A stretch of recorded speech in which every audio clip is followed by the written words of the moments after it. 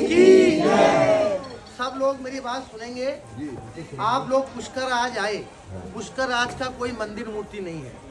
पुष्कर आज जल का नाम है। जैसे गंगा हरिद्वार का जल, वैसे पुष्कर आज का जल। ये सतयुग का धाम है। सतयुगम केवलम पुष्करम, जहाँ सृष्टि के रस्ता जगत पिता ब्रह्मा जी है। तो ब्रह्मा जी ने सतयुग के अंदर ब्रह्म लोक से कमल का पुष्प चलाया। वो ब्रह्मांड का भ्रमण करता हुआ यहाँ भूमि में आके गिरा। इनका नाम पड़ा पुष्कर। कर यानी ब्रह्मा जी का हाथ और पुष्प यानी कमल का फूल, दोनों को संधि विच्छेद करने से इनका नाम पड़ा पुष्कर। ये सतयुग का धाम है, आदि अनादि।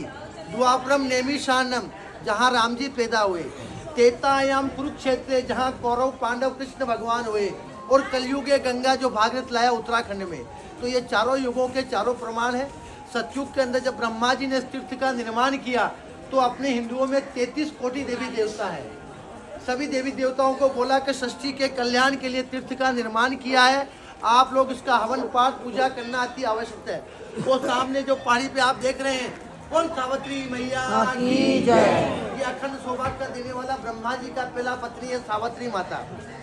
इन्होंने जब ब्रह्मा जी ने यज्ञ का आयोजन किया नवंबर में, कार्तिक के महीने में, जैसे हर साल कुंभ का मेला लगता है हमारे, हर 5 साल में कुंभ का मेला बढ़ता है, लेकिन यहाँ हर साल कुंभ का मेला लगता है।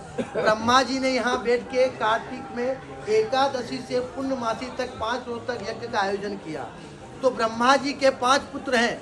सबसे बड़े नारद मुनि, आप लोगों ने नाम सुना होगा।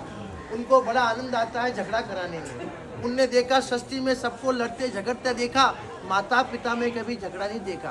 बोला आज पूरा ब्रह्मांड है, माता पिता में झगड़ा कराएंगे, बड़ा आनंद आएगा।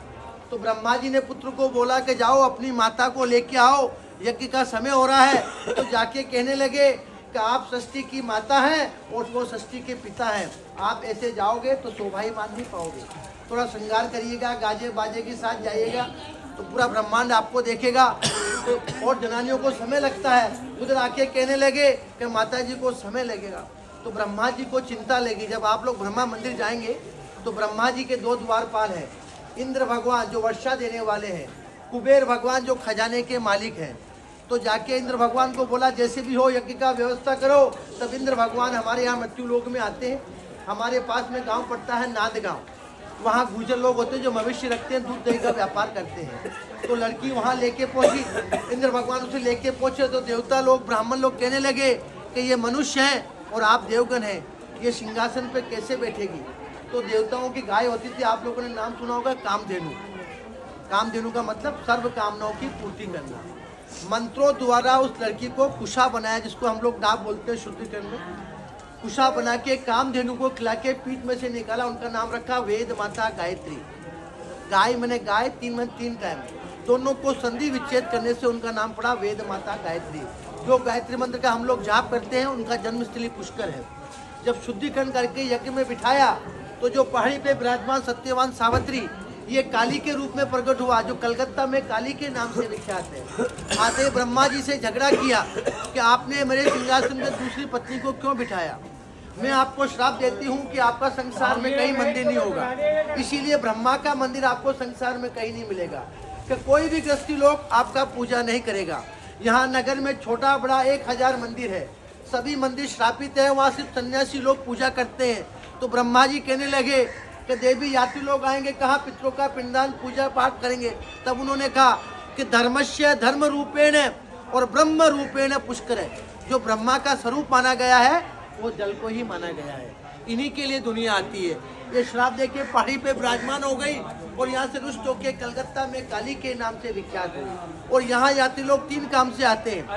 पहला काम जो राजी खुशी घूमने पीने दर्शन के लिए आता है, यहाँ ब्रह्म कुंड पे स्नान करता है। स्नान नहीं करता तो अपना पंच स्नान करके फूल प्रसाद चढ़ा के पिठाई लेके और परिवार की सुख शांति की मनोकामना मांगता है। और जिसका जो श्रद्धा है वो अपने पुरोहित को दान देता है। दूसरा काम, जिसके माता पिता दादा दादी नाना नानी नहीं होते हैं तो यहाँ 7 कुल के पितरों का श्राद्ध होता है। जैसे गया जी में माता का, उत्तराखंड ब्रह्म कपाली ब्रह्मा का 5वां शीश वहाँ पिता का होता है। इनको सब तीर्थों का गुरु माना गया है। बाल पितृ, सती पितृ, देव पितृ, बोध पितृ, भूला चूका जाना अनजाना, ऐसे कई पूर्वज होते हैं जो हमारे परिवार में हमारे को याद नहीं होते हैं। समस्त पितरों का यहाँ 7 कुल का यहाँ पिंडदान होता है। तीसरा काम, परिवार में कोई गुजर जाता है तो अस्थि वगैरह लेके आते हैं, जैसे गंगा जी में ले जाते हैं। यहाँ वो सामने अस्थि घाट बना हुआ है। ये सरोवर के जो चारों मेर आप देख रहे हैं, ये 52 घाट है। जो राजा महाराजाएं होते थे, उन्होंने अपने पूर्वजों का श्राद्ध करके अपने अपने नाम से घाट बनाया। वो जो सामने घाट दिख रहा है, वो अपना उत्तराखंड घाट है, कुर्मांचल घाट। कुर्मांचल के राजाओं ने उन्हें घाट बनाया अपने उत्तराखंड वालों के लिए। तो हर राजाओं का घाट बना हुआ है। बोलो पुष्कर राज महाराज की। दूसरी बात, आप जिनको राजीव कुशी का तिथि का पिठाई लेना, तो वो यहाँ बैठेंगे। अगर किसी को तर्पण पिंडदान करना है तो वो मुझे बता देना, ताकि मैं कराऊंगा।